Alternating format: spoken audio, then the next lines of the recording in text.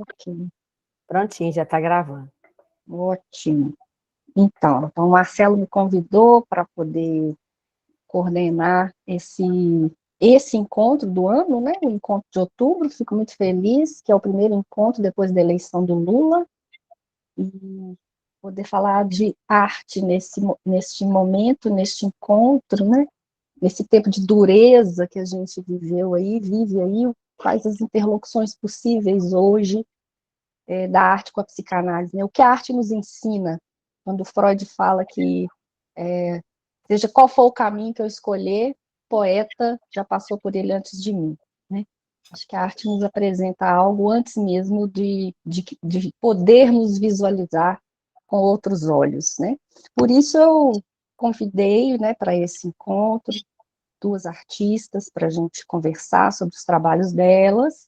A Cristina Fornaciari, que o Pedro Castilho já fez aí uma apresentação à la mineira, né, falando inclusive dos parentescos e tudo mais. Quero agradecer a Cristina por ter aceitado o convite, né, que é artista, acima de tudo, performer e doutora, né, no campo das artes da cena, e professora no curso de dança da Universidade Federal de Viçosa, dentre tantas outras coisas, né?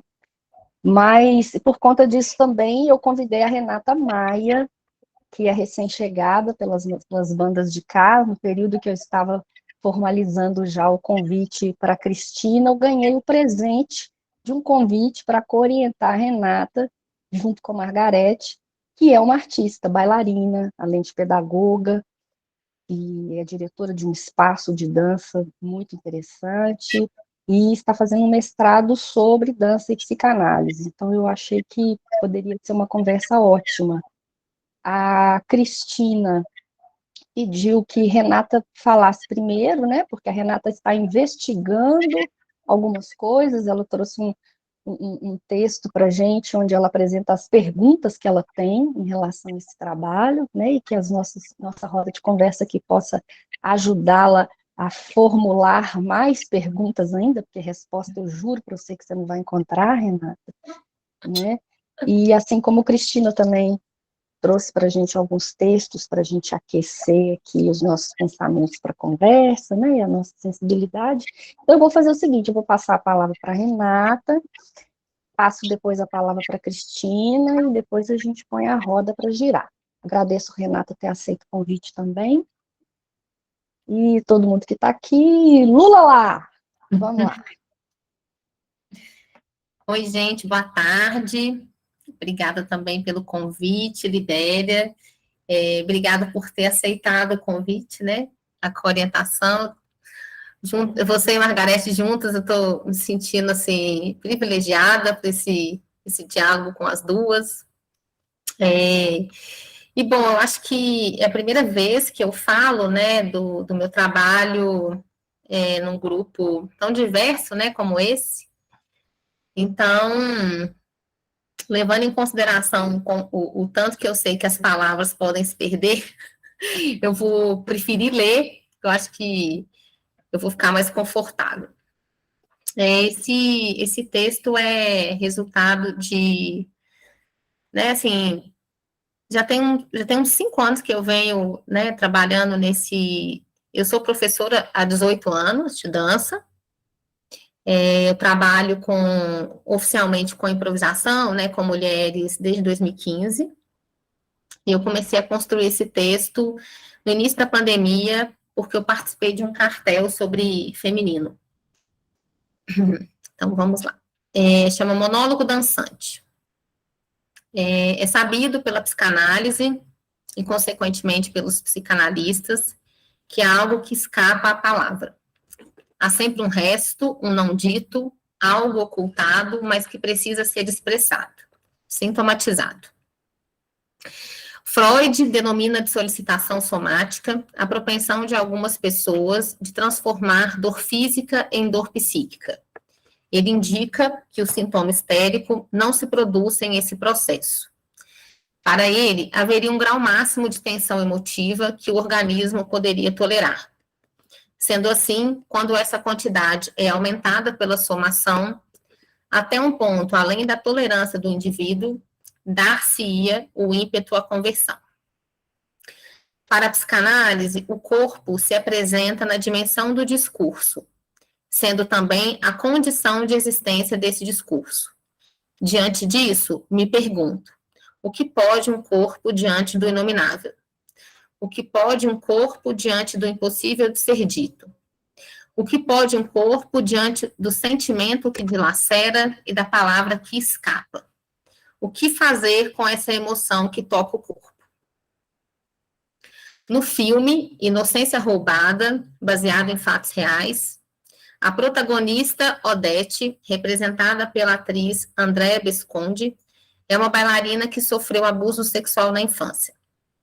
Apaixonada pela dança desde pequena, Odete deixa claro no filme, não somente na forma como expressa seus movimentos, mas também nos diálogos com sua psicóloga, que após a violência sofrida, a dança se tornou um meio de expressão dos sentimentos e emoções silenciados e reprimidos ao longo dos anos de abuso. No decorrer do filme, fica evidente que ela busca dançar aquilo ou sobre aquilo que ela ainda não consegue falar, nomear.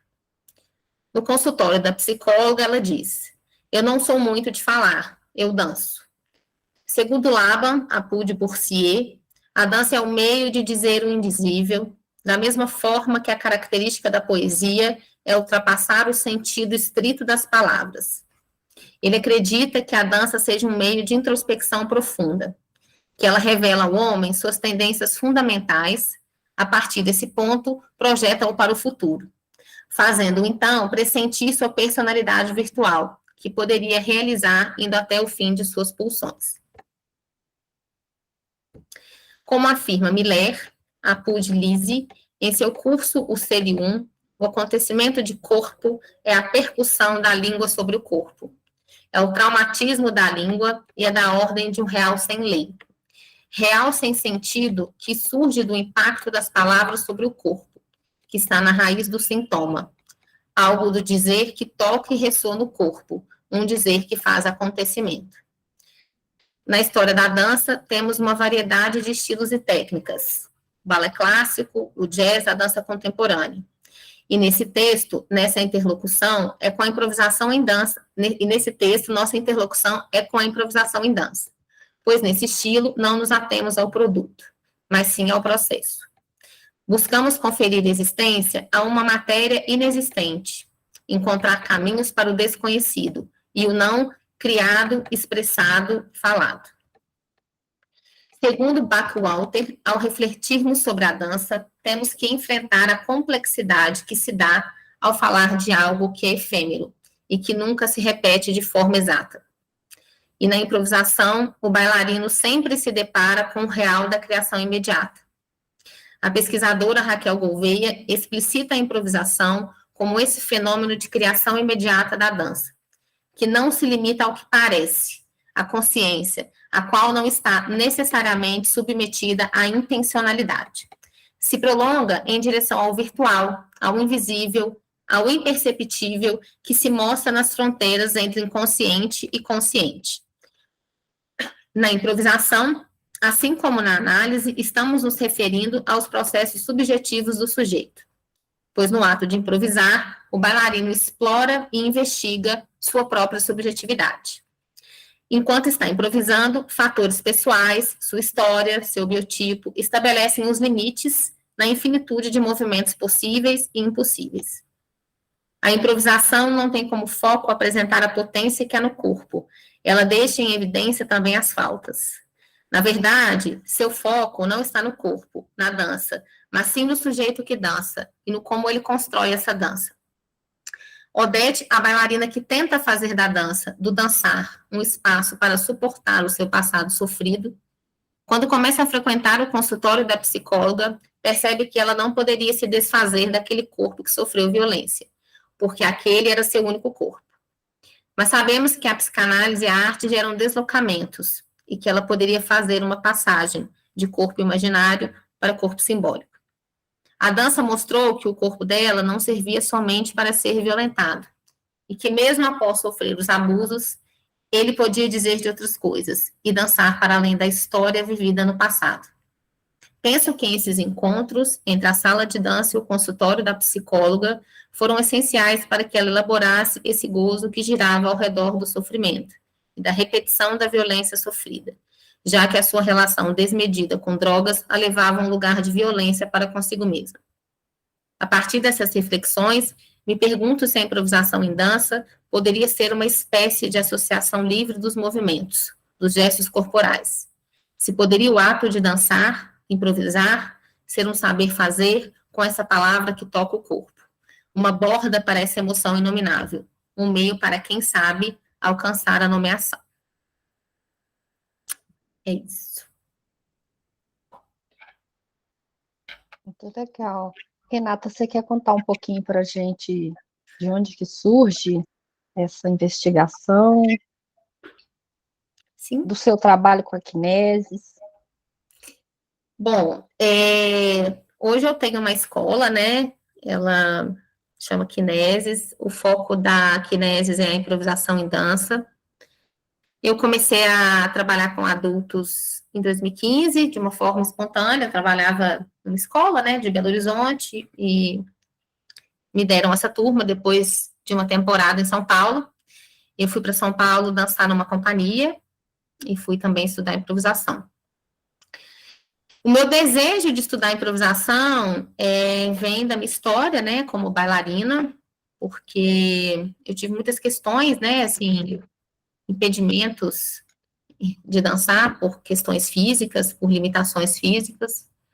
Então, durante muito tempo eu achava que dançar não era para mim, que, não, né, que eu tinha que buscar outros lugares. E quando eu conheci essas alunas, quando eu comecei a dar aula para adulto, eu fui percebendo, assim, eu ainda não tinha um percurso da psicanálise, mas esse lugar da escuta sempre fez parte do meu trabalho, né, de acreditar que cada aluno era singular, né, era diferente, que fazer uma aposta nessa escuta, isso, eu acho que, na verdade, eu gostei da psicanálise porque, né, ela também tem essa proposta, mas já era algo, já era uma prática, né, da minha aula. E quando eu encontrei essas mulheres, eu fui percebendo que tinha ali, né, no discurso delas, algo parecido desse eu não sirvo, né, para dançar. E quando eu comecei a investigar mais, eu fui percebendo que tinha algo ali que estava conectado com o balé clássico, né? O balé clássico, ele estabelece limites. Ele escolhe, né, algumas pessoas que podem dançar, porque ele coloca características específicas. Então, eu fui nessa investigação, né? E aos poucos eu fui percebendo que essas mulheres traziam ali algumas questões dessa experiência com o balé, né? Ou pararam de dançar porque não tinham esse corpo ideal, e eu fui percebendo que isso ficava ali como um trauma, né? Vamos dizer assim. E eu, então, comecei a investigar formas de trabalhar para que elas acreditassem, né, que não ter conseguido dançar o balé não significava o fim da arte, né, nem o fim da dança, que existia dança para além do balé clássico. E eu fui aprofundando, então, na improvisação, e fui achando que tinha algo, né, ali do inconsciente que surgia, algo que se repetia. E eu fui percebendo que, pelo próprio retorno espontâneo delas, né, que alguns deslocamentos iam acontecendo, né, para além da dança. E aí, de uma forma muito espontânea, que, né, foi se tornando esse lugar, assim, dessas mulheres ou que se sentem competentes para dançar e querem se arriscar, ou que sofreram, né, algo e querem recomeçar, né, ou recomeçar ou começar essa história. Então, ao longo desses 7 anos, eu fui me debruçando, né, porque eu achava que não era só que esse deslocamento não iria acontecer única e exclusivamente pelo dançar.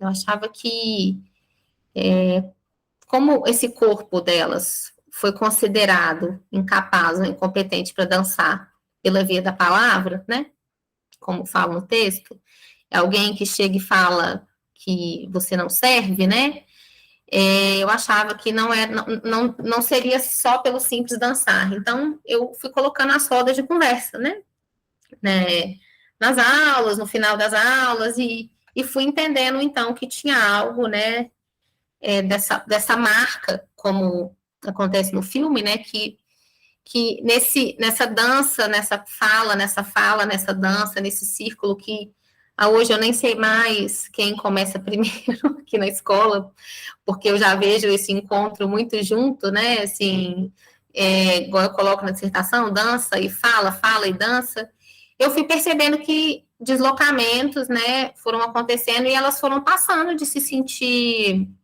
incompetentes, né, para a dança, para entender que, ok, existe um estilo de dança, que é o balé clássico, que elas não foram contempladas pelo biotipo físico, mas que isso não dizia que elas tinham um biotipo errado, né, e ver potência e beleza para além, né, do balé. E nesse lugar a improvisação, ela é muito maravilhosa, né, porque não é sobre o corpo, né, a improvisação, ela é muito aberta, né, tem várias formas de trabalhar, tem vários profissionais diferentes, mas aqui eu fui percebendo que eu fui colocando mesmo o sujeito ou na frente da dança ou junto com a dança, né, ainda não sei. Mas era ele com a dança, né, e não era sobre, eu fui entendendo também que não era sobre corpo, era sobre sujeito e desejo, né. Então, se o sujeito deseja essa dança, né, que não há esse corpo ideal, tanto que hoje eu tenho alunas, né, com deficiência, e sair desse lugar, né, de que existe um corpo perfeito, então eu tenho que construir esse corpo, esperar esse corpo chegar, mas é dançar, né, com esse corpo que se tem, com essas memórias e deslocando mesmo, né, que eu acho que é um trabalho, assim, com algumas mulheres é um trabalho bastante delicado, né, porque elas insistem em achar que não dá, tanto a kinese não tem espelho em nenhum lugar, só no banheiro mesmo, assim, um bem pequenininho, exatamente para que esse encontro seja com elas mesmas, né, para elas não colarem nisso da imagem, né, e de fazer desse encontro com o outro também uma potência, não uma comparação. Então, é um trabalho desafiante, né, porque da forma como eu trabalho é um encontro mesmo, e o que eu percebo é que as pessoas, às vezes, elas não sabem mesmo que elas têm um corpo, né, então, quando elas chegam aqui, esse encontro, ele tem esse desafio. Mas o foco do meu trabalho é isso, é potencializar, né, é levar essas mulheres a acreditarem que não é porque não deu no balé que acabou. Então, hoje é isso, né? O meu público é esse. Elas chegam, aí eu pergunto, né? Qual que é essa história com a dança? E aí elas vão contando, e uma hora chega nesse lugar, tipo, não, mas é porque, né, eu sou meio gordinha, ou eu sou meio... É sempre, né? Elas vêm cheias de muito críticas em relação a elas mesmas. E o meu trabalho é esse, então, né? É um pouco desmistificar esse lugar de que só tem o balé, né? Ele é forte, no imaginário até hoje, né, assim, mas não é só ele, né, não é sobre ele. Então, o meu trabalho hoje eu estou buscando sistematizar isso que eu fui, né, desenvolvendo aí, construindo a partir da escuta, né, dessas mulheres, junto com elas, né, porque no início era um pouco sobre mim, né, mas depois passou a ser sobre nós, né, porque eu fui percebendo que somos muitas, né, que tiveram a trajetória ali interrompida por não ter uma adequação física. Então, é isso. Obrigada. Acho que você está trazendo uma discussão entre psicanálise e improvisação em dança, né? O sujeito que dança, né? O que é o sujeito que dança, né? Acho que você tá tentando um pouco discutir isso, né? Mas o efeito da dança no sujeito que dança, né? O efeito. A crise, eu acho que já está num dos textos que ela aponta, ela vai dizer o efeito no sujeito que vê, né? Você tá trazendo um pouco de perguntas sobre o efeito no sujeito que faz, no caso, a dança. E a Cris traz um pouco o efeito no sujeito que vê, que no caso de um dos textos, a performance, né? Legal. Vamos passar a palavra para a Cris, então, e depois a gente conversa.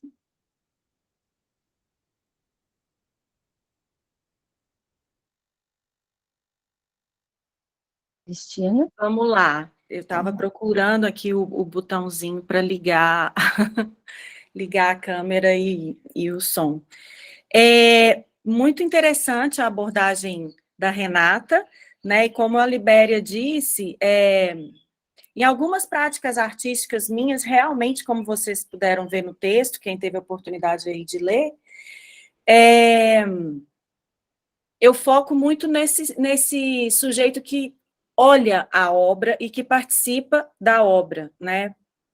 Como eu trabalho com performance, a performance, ela força o espectador a se colocar na obra, né? Então, a performance, ela tem essa característica de tirar esse espectador de uma posição passiva, né? Então, em relação a essa abordagem enquanto artista, eu teria muita coisa para falar também, principalmente agora, recentemente, com o advento, né, da pandemia, eu tive uma experiência de propor um pensamento que compara, né, a exposição contínua a imagens de violência, de pessoas morrendo, né, de números, estatísticas, mortes, né, em grande quantidade, como isso nos afeta. Então, existe uma teoria da psicanálise que chama teoria da dessensibilização, e que fala que os meios de comunicação, quando eles fazem essa exposição, eles acabam como se estivessem anestesiando, né, a gente para essas violências. E aí, nesse estudo que eu fiz, eu comparo você observar esse mesmo tipo de imagem em uma obra de performance, onde aquilo não é mediado por uma tela ou por um papel, mas sim é o corpo de um performer que está ali.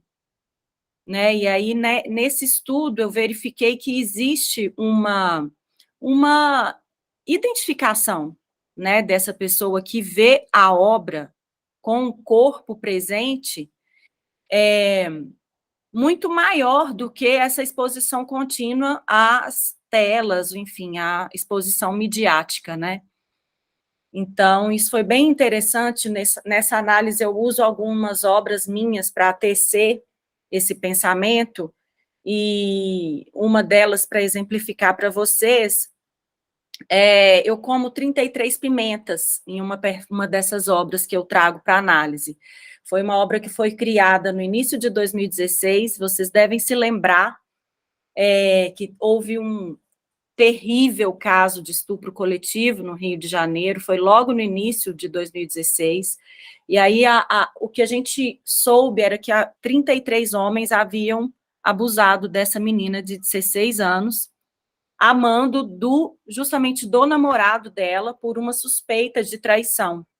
Então, eu estava nessa época participando de uma residência artística aqui, na MIP, Manifestação Internacional de Performance, e criei essa obra onde eu vou comendo 33 pimentas em praça pública, na Praça 7, e eu vou contando essas pimentas em voz alta até que o público se identifica com esse lugar da vítima, e público masculino, quando eles percebem, não, ela está comendo porque são 33, eles ligam com o fato, né, que era ainda muito recente, não tinha nem 10 dias dessa notícia. E aí os próprios homens em volta começam a pedir para eles comerem a pimenta no meu lugar. Então, em todas as vezes que eu fiz essa performance, eu jamais comi as 33 pimentas. Porque o público se identifica a tal ponto que eles querem comer no meu lugar. Né? Eles não me deixam passar por aquilo sozinha. Então, é um dos exemplos que eu trago nesse texto. Eu vou mandar para a Libéria depois, não foi um texto que eu compartilhei com vocês. Né?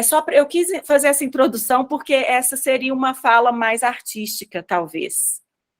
Mas aí não sei porquê, assim, eu acho que por eu estar mexendo muito nesses arquivos relacionados ao meu trabalho com jovens e adultos em instituições de cumprimento de pena, que vai ter agora há pouco, abre no dia 18 de novembro uma exposição com essa temática, e eu vou participar dela, então eu estou remexendo nesses arquivos todos, e eu achei legal trazer aqui para a gente hoje essa abordagem, que é uma abordagem um pouco mais didática, digamos assim, né? Ela é um pouco mais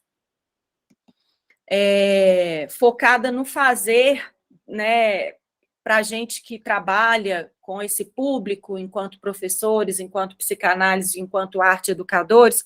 Então, é uma fala que vai estar um pouco mais nesse lugar, assim, de trazer para vocês essa prática.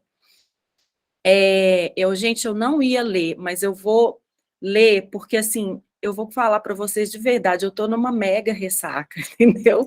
Eu dormi super pouco, ontem eu comemorei muito, então eu estou com a cabeça meio aérea, eu achei que, quase que eu vim aqui 18h30, eu ia chegar aqui 18h30, eu cismei que era 18h30 a nossa mesa.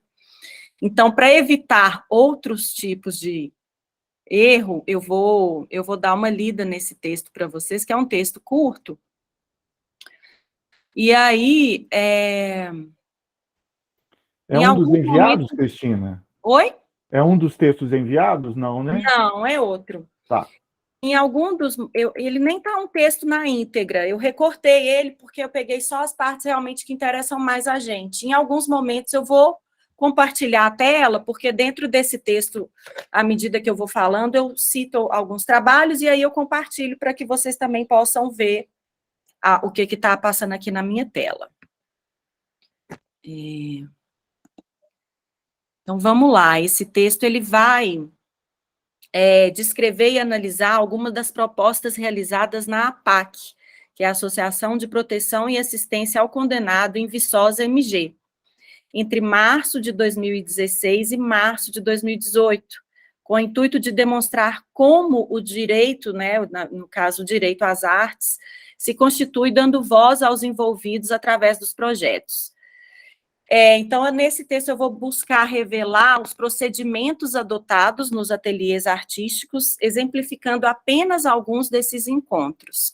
O projeto tem como espinha dorsal propor práticas de arte contemporânea, especificamente performance, com uma preocupação mais voltada em gerar um processo de experimentação do que um produto, né? Então, a gente, nesse processo, não entende a arte como uma tábua de salvação, algo que vá gerar produtos, não é para gerar renda para eles, nada disso, né? A prática com as oficinas de arte na APAC nunca visou que os recuperandos saíssem dos encontros mais pacificados, mais calmos, mais ricos ou mais controlados. O que buscamos, sobretudo, foi que pudessem ter uma vivência de arte contemporânea, como acreditamos que qualquer indivíduo deva ter, por ser, acima de tudo, um direito humano.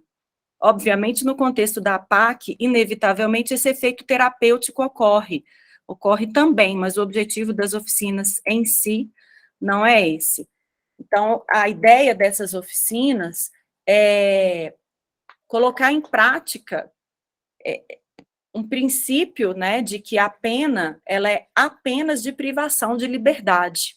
Ela não deve ser privação ao acesso à arte, à cultura, acesso aos bens culturais, acesso à saúde, à educação, né? Então, nessa APAC específica que a gente trabalha em Viçosa, é muito interessante, porque lá dentro funciona uma escola municipal que vai desde o primário até o ensino médio, a gente tem recuperandos lá que frequentam a Universidade Federal de Viçosa, né? Então, existe toda uma proposta de que apenas o direito à liberdade seja tirado desses sujeitos, né? O trabalho se desenvolveu de um modo relativamente convencional, uma vez que utilizamos o que Ana May Barbosa chama de abordagem triangular. Nessa abordagem, existem 3 pilares: a contextualização da obra, onde se aborda o momento histórico em que foi criada, a relação com a vida pessoal do artista, com a sociedade.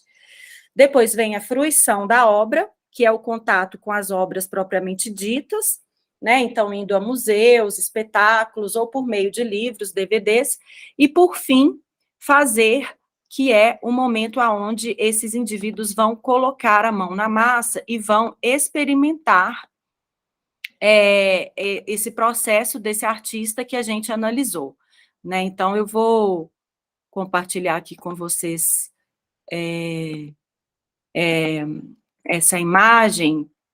É uma imagem bem sintética, né, de como que funciona essa proposta triangular da Ana May Barbosa. Essa proposta triangular, só para vocês entenderem, ela está na base de todo o currículo de arte e educação no Brasil. Ela é uma proposta adotada pelo MEC, é uma proposta de ponta, inclusive adotada por vários outros países. Ana May Barbosa criou essa proposta triangular nos anos 70, quando ela era diretora do MASP, em São Paulo. Então, ela trabalhava com os processos de arte e educação do MASP, e essa proposta ficou muito divulgada, né? Eu acho que ela atende muito a gente aqui, porque justamente ela faz um percurso, esse percurso não tem uma ordem, né? Então, eu posso começar pela prática, e depois fazer apreciação, e depois contextualizar historicamente a obra, ou o contrário, não tem um caminho obrigatório, mas é muito interessante, porque justamente ela coloca para esses sujeitos, né, que estão fazendo a oficina, em contato com os artistas, né? Então, a prática ela fica muito ancorada em um processo que enriquece culturalmente também esses artistas, né? O universo deles cultural se amplia. Eu, particularmente, gosto de trabalhar com a apreciação, depois a contextualização, depois a prática, né? Então, vou seguir aqui para o nosso texto e vou dar uma interrompida aqui na nossa apresentação. O processo sempre começa quando apresentamos uma obra de referência. A obra é contextualizada e depois partimos para o fazer. Dentro desse tripé, trabalhamos com 4 possibilidades. A primeira dela, de que trataremos nesse texto, tem a ver com sociabilidade. Um exemplo dessa abordagem, que envolve sociabilidade, seria a experiência feita com base na obra Divisor, criada pela artista carioca Lígia Pape em 1968, onde ela constrói um corpo coletivo por meio de um tecido longo com vários furos, onde as pessoas participantes colocam as cabeças e se tornam parte de um corpo só. A proposta envolve recriar essa instalação com os recuperandos dentro das dependências da APAC, após apresentar-lhes o trabalho da artista e contextualizá-lo historicamente. A ideia suscitada pela experiência é de que, por meio dela, se consiga criar uma convivência harmônica, em que não seja necessário falar ou psicologizar essa experiência de convivência, mas que todos estivessem ali juntos, passeando em um corpo uno. Então, de novo, eu vou voltar aqui para compartilhar com vocês.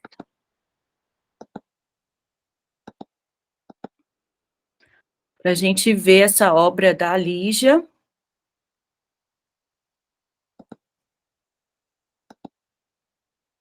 Então, essa é a obra original da Lígia Pape, onde a gente tem esse tecido, né, que forma um grande corpo, e aqui as imagens com os recuperandos, lembrando que a gente tem uma série de restrições, né, no que tange a mostrar o rosto dessas pessoas, então a gente sempre tem cuidado de tentar fazer com que as obras circulem em eventos e tudo sem mostrar o rosto. Aí aqui, se vocês verificarem, lá no fundo, vou tentar dar um zoom, a gente usou o quadro da escola para mostrar a obra da Lígia Pape para eles, né, para fazer a contextualização. Eu estou falando a gente porque eu tenho bolsistas nesse projeto. Esse projeto é um projeto de extensão, né, ele vem acontecendo desde 2016, durante a pandemia a gente deu uma parada, mas ele é um projeto onde eu trabalho com 4 bolsistas, então a gente vai semanalmente na APAC e também no asilo da cidade, a gente desenvolve um outro trabalho nessa mesma pegada, mas com outras propostas no asilo também. Então, são oficinas semanais, eu vou junto com as bolsistas, são 4. Eram, né, porque agora a gente está dando uma pausa, eu estou de licença para o meu pós-doc, que é uma outra história que eu posso contar para vocês daqui a pouco. Então, bom, uma vez que eles entram nesse tecido, eles realizam um trajeto por toda a sede da APAC, entrando nas várias salas, passando pelo jardim, pela horta, pelos pátios, pela marcenaria, refeitório, etc. O ato de se deslocar, lidando e sendo esse corpo, que não é mais só o meu corpo, e nem é só o corpo de cada um, mas é um corpo coletivo, multi-habitado, ele gera negociações. Novas formas de coexistir são inventadas, inauguradas, de modo implícito, lúdico, brincante. É necessário cuidar do outro, ceder, dar espaço. Passar por uma porta estreita com 8 cabeças é diferente. É necessário esperar o tempo do outro, me ajustar ao grupo, ser uníssono, para conseguir descer uma escada quando se tem 16 pernas. Então, sem a gente ter que entrar em um discurso psicologizante, a prática permite trabalhar a sociabilidade, como estar junto do outro, como dividir o espaço, como acomodar o meu corpo sem oprimir o corpo do outro. Esse tipo de relação envolve questões que a performance já traz desde os anos 60 na sua dimensão de compartilhamento de espaço com os espectadores, de queda de uma divisão rígida entre o artista e o seu público, que se misturam e interagem. Então, durante a ação performativa, as oficinas retomam essa característica, né, de uma, que eu estava falando para vocês, de uma maior participação do espectador na obra, como a gente pôde ver aí no caso da Lígia Pape. Bom, o segundo eixo desse trabalho, e ainda dentro dessa ideia relacional, propõe trabalhar em colaboração, formando duplas ou pequenas equipes. Usamos como referência uma obra do artista austríaco Irving Worm, chamada Esculturas de um Minuto. Então, vou mostrar aqui para vocês as esculturas de um minuto desse artista e como que a gente trabalhou com elas aqui no projeto. Gente, se eu perder no tempo, vocês me avisam, por favor, porque eu tô assim, eu nem olhei que horas que eu comecei.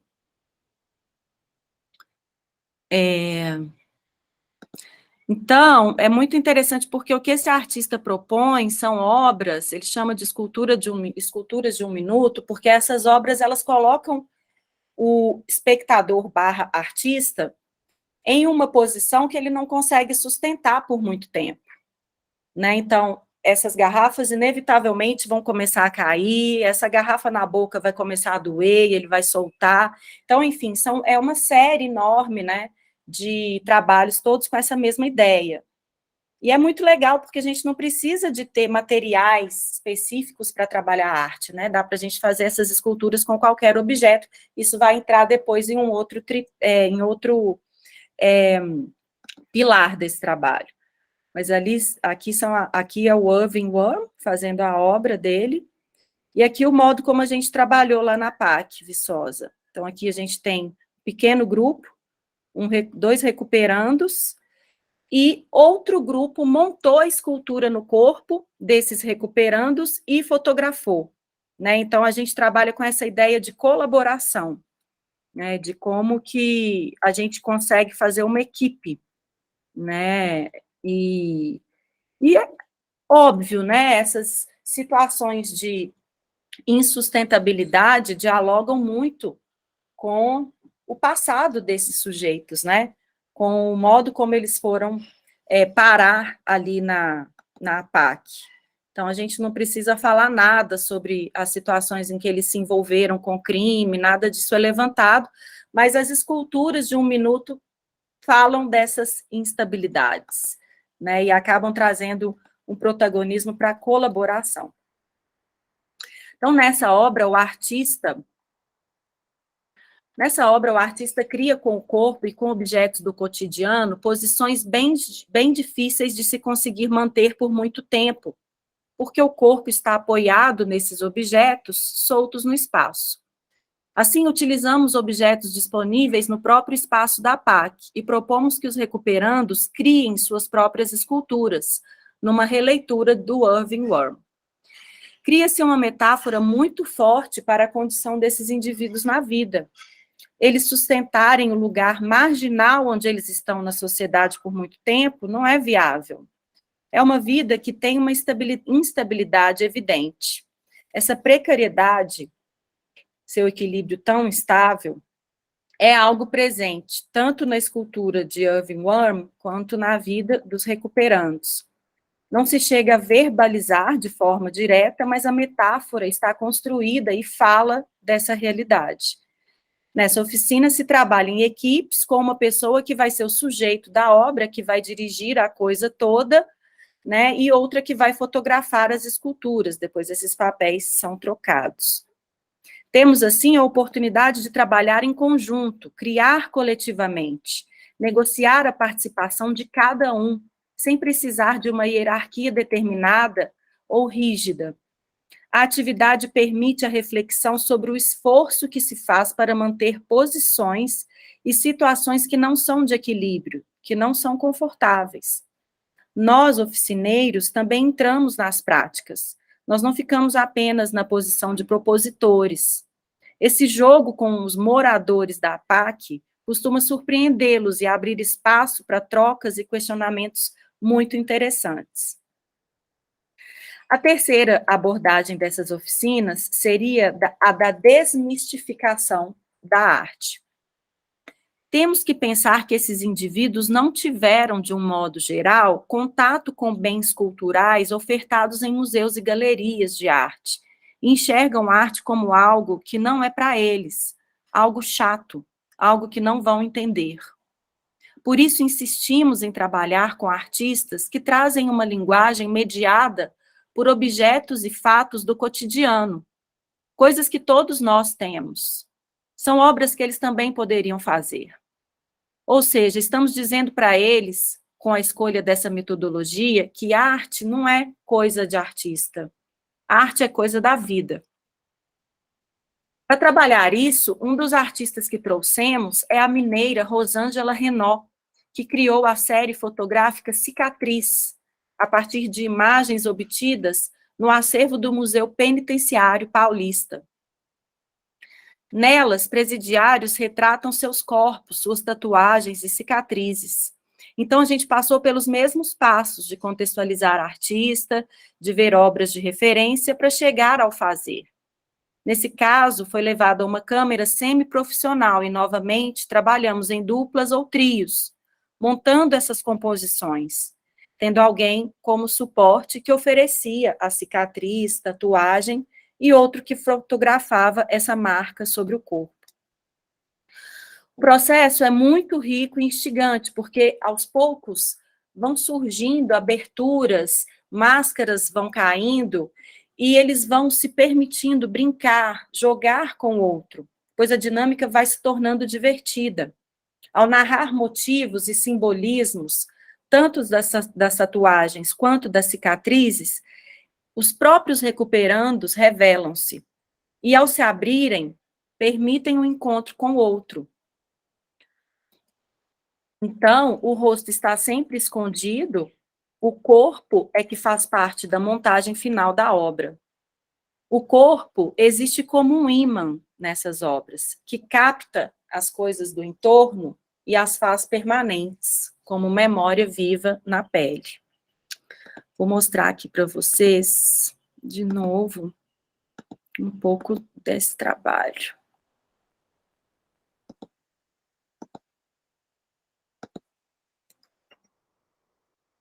Então, aqui a gente tem algumas das imagens feitas pelos recuperandos, e aqui uma imagem da Rosângela Renault.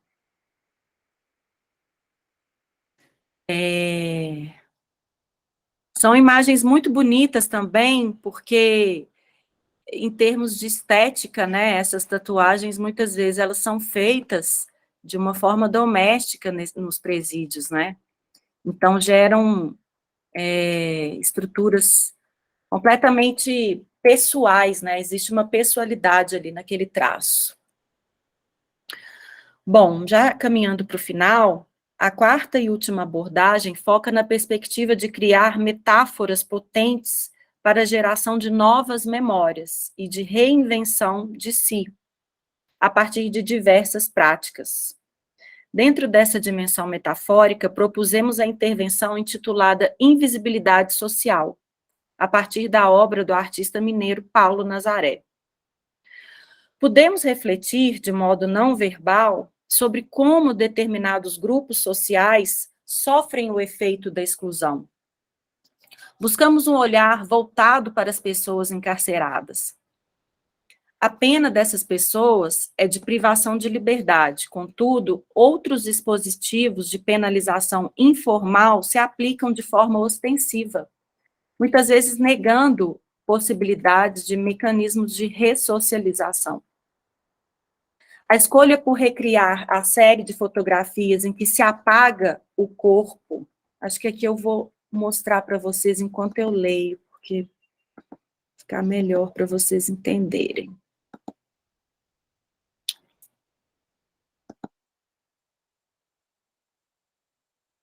Então, aqui esse espaço é o espaço da APAC, né?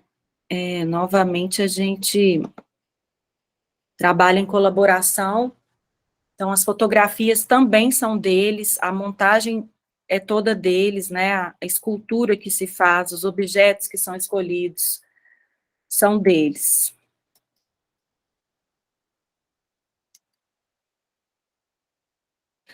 A escolha por recriar a série de fotografias em que se apaga o rosto, deixa eu parar aqui, gente, converge com a realidade dos recuperandos. Invisíveis para a sociedade, mesmo antes do encarceramento, foram privados de contato com direitos mínimos, como educação, cultura, saúde e assistência social.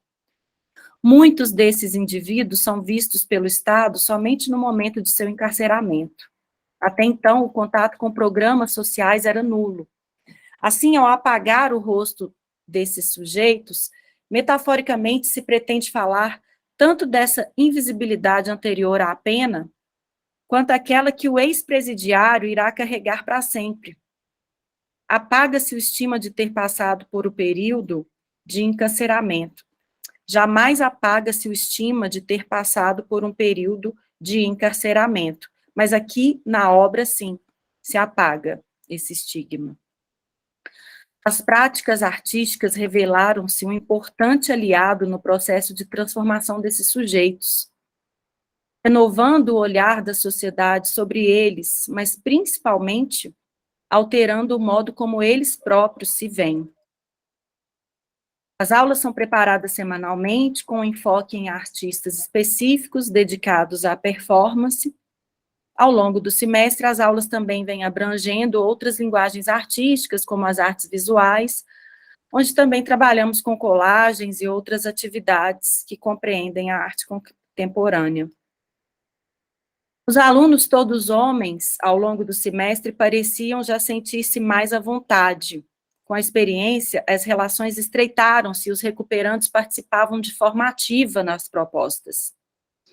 Estivemos com turmas diferentes em diversos horários, conforme nossa disponibilidade. Portanto, os locais onde as oficinas aconteciam eram também variados. As intervenções tinham diferentes resultados de acordo com a turma em que trabalhávamos.